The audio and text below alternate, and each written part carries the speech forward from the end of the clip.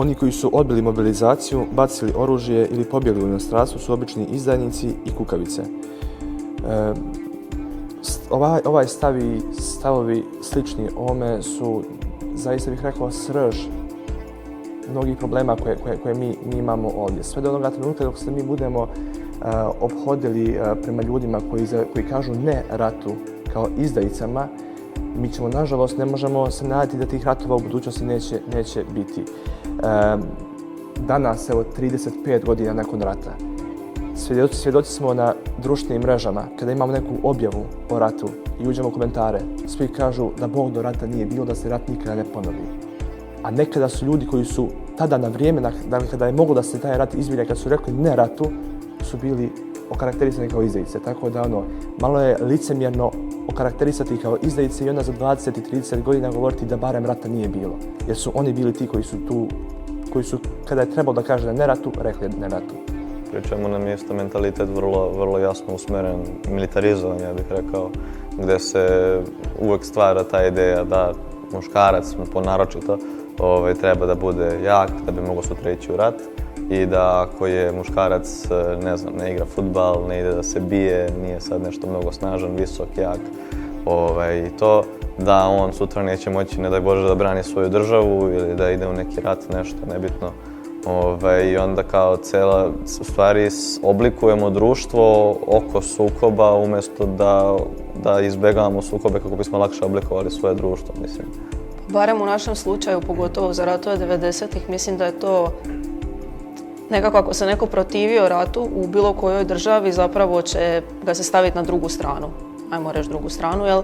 Odnosno, ako je neko, ne znam, u Sloveniji se organizirao neki antiratni prosvjed, oni su odmah bili, recimo, u hrvatskim udžbenicima protiv toga da Hrvatska stekne nezavisnost ili ne znam, u nekim drugim udžbenicima na sličan način. Mislim da je to najveći problem. Nije to toliko ni pitanje toga da li su ni popularni ili toliko, da kažem, česti. Mislim da je to više pitanje toga što su oni utišani i marginalizovani. Marginalizovani se zbog toga što ne idu u korist onima kojima je glavno sredstvo mobilizacije ta manipulacija. Neka osnova manipulacije jeste to je najlakše manipulisati ljudima kada ljudi ne mogu da čuju drugu stranu. A ovo je ta druga strana koja mora biti utišana da bi svi mi bili pod tom impresijom da se mora krenuti u taj rat, da se mora krenuti na taj prvi front i nešto smo svi kukavice ili ti izdajnici sopstvenog naroda. I time se pravi veštačke osobine ljudi, mislim. Na čoveku je empatija u srži, on osjeća neke emocije prema drugom čoveku, da li to bila ljubav, da li to bila ljubomora, bes, ljutnja, kako god. Ovdje u ovom primjeru vidimo klasičan pokušaj da se fabrikuje jedan čovjek koji osjeća samo ono što je podobno da osjeća, misli samo ono što je podobno da se misli i ekvivalentno radi ono što je podobno da se radi. A da li možete zamisliti recimo u školi da učite o ljudima koji su bili protiv rata kao herojima? Pa s obzirom na to da do sada nismo imali takvu praksu, to bi bilo svakako dobro da se uvede, ali mislim da je i to danas, kada se o ratovima govori dosta i u tom nekom političkom kontekstu, da je to nasuprot toj nekoj propagandi, da se i dalje kod nas dosta propagira ta ratna propaganda i da gledam i dalje koliko god da mi kao mladi ljudi sada možemo da govorimo i o zajedništvu i o zajedničkim ciljevima i o zajedničkom načinu razmišljanja i pomirenju, da i dalje imamo te starije koji i dalje propagiraju neku drugu stranu toga i da vrše svakako veliki utjecaj na mlade ljude. Ja sam svakako stava da, a kad smo već pokrenuli ovu temu, da za otadžbinu moramo da uradimo određene stvari. Mislim, plaćamo porez, isto moramo da poštujemo zakone. Istog sam stava da nacionalizam kao pojava do određene mere je jedna zdrava i, kako da kažem, konstruktivna pojava. Međutim, verujem da to ne treba da se pretvara u neki nasilnu pojavu, odnosno ne treba da dođe do nasilja. Svakako, kao što je već poznato, uvek može doći do kompromisa sa jedne strane. Sa druge strane, to što već smo pomenuli ovde i antiratnu, kako neki kažu, antiratnu propagandu, to što mi mislimo da ako prihvatamo neke naše krivice čini nas možda malo, kako da kažem, slabijim, to nije istina. Ponekad kada prihvatamo naše krivice, ne da ne postajemo slabi, nego postajemo jači. Tako da, to je mog stav. Moguće da se radi o jednoj dozi straha. Narod još uvijek vjeruje da zapravo strah prema nečemu drugome, odnosno odstupanje od onog narativa koji postoji, koji je ustanovljen još prije 30 godina, da treba imati jedan vid respekta, odnosno treba imati jednu dozu straha koja će onda uspjeti očuvati određenu naciju, uspjeti je tako zaštititi, jer ako nacija bude jednom barijerom odvojena od druge, ona će se lakše očuvati. To je pogrešan stav, tako da mislim da se i o tome radi.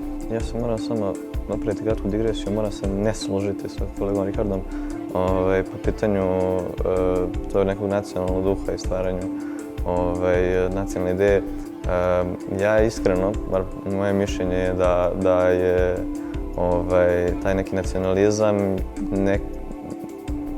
on u stvari podstiče gradnju zidova između dva naroda. U stvari, nacionalizam je ideja da ti imaš neku svoju osobinu zbog čega se ti izdajaš među drugima. I mislim da je on u bilo kom obliku, u bilo kom kontekstu i bilo kojoj količini automatski jedna rđa koja nagriza odnose dveju naroda. Ja sam uvek bio stava da se ti zidovi trebaju rušiti, da se razlike trebaju izbjegavati, mislim, ne kažem da sad niko ne sme da bude unikatan i da niko ne sme da ima svoje pojedinosti, ali bismo trebali posmatrati pojedinosti na nivou čoveka, a ne na nivou grupe ljudi i onda se samim tim dijeliti, mislim.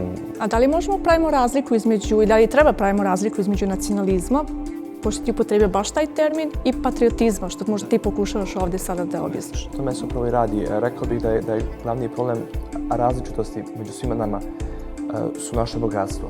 Koliko god mi to sporavali, ali ne, to su naše bogatstvo.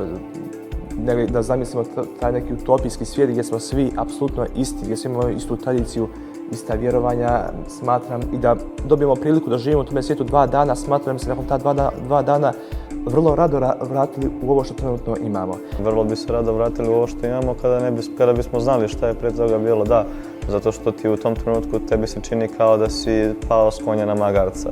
Ali ako si ti već došao do utopijskog društva, to znači da da je prošlo mnogo vremena, da su prošli mnogi događaji i da su se između tih naroda desili. Mislim, nije tebe neko sad bacio u utopijsko društvo, nije sad neko došao i obrisao svu tvoju istoriju, obrisao svo tvoje znanje, svu tvoju kulturu i jezik i rekao, evo sad vi ste svi isti, svi ste jednaki. Da, ali mislim, Što se tiče patriotizma i nacionalizma, ja mislim, kao manjina u jednoj državi iz koje dolazim, verujem da je nacionalizam do određene količine zdrava pojava. Ja očekujem i ja isto poštujem praznike, poštujem običaje, poštujem jezik, poštujem kulturu drugih, a očekujem isto zato što mislim da ne treba pasti na propagandu kada reče o nacionalizmu.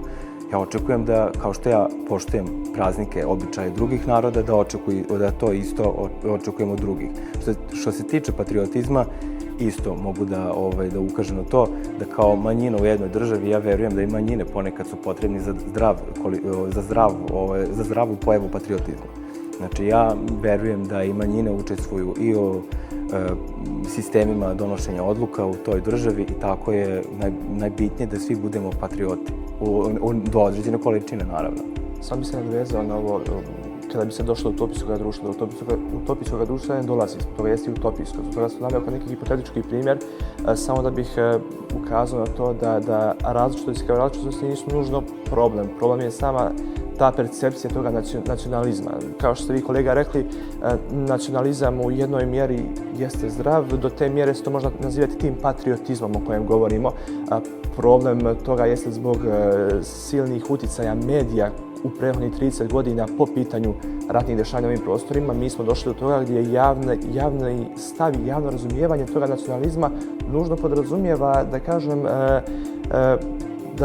da je neka nacija suprotna nama podređena. Takav nacionalizam nije zdrav ni u jednoj mjeri, ni u najmanjoj mjeri.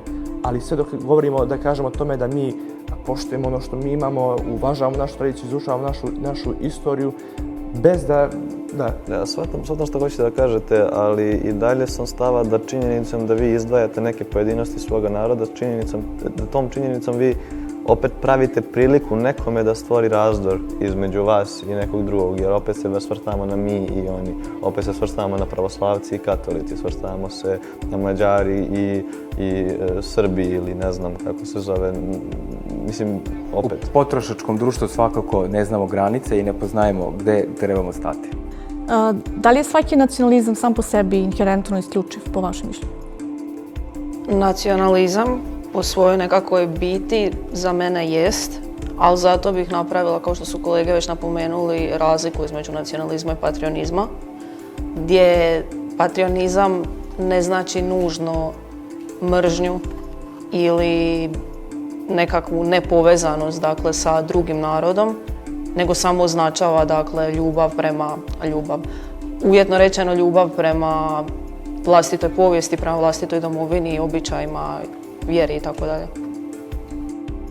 Pa složila bih se svakako sa koleginicom, znači ukoliko mi poštujemo svoje i ukoliko svakako da treba i da izučavamo i da poštujemo i da prenosimo svakako ta neka znanja o svojim i državama i o svojoj istoriji, ali ne na način tako da dokažemo da je nečija druga istorija pogrešna, na primjer, da oni to prenose na neki pogrešan način. Već da tu postoji zapravo neka doza razumijevanja i kompromisa svakako i da je to razlika između prenositi, da kažem, te neke dobre standarde i tu neku dobru retoriku i između širenja mržnje, to jeste širenja nekih razlika. Ne treba da se dijelimo na mi i oni ili drugačiji, drugi, već zapravo da pokušamo da u nekom kompromisu postignemo i sklad svakako i neko zajedničko rješenje za svaku moguću situaciju koja bi mogla svakako da se desi u svim mogućim političkim, državnim, institucionalnim okolnostima.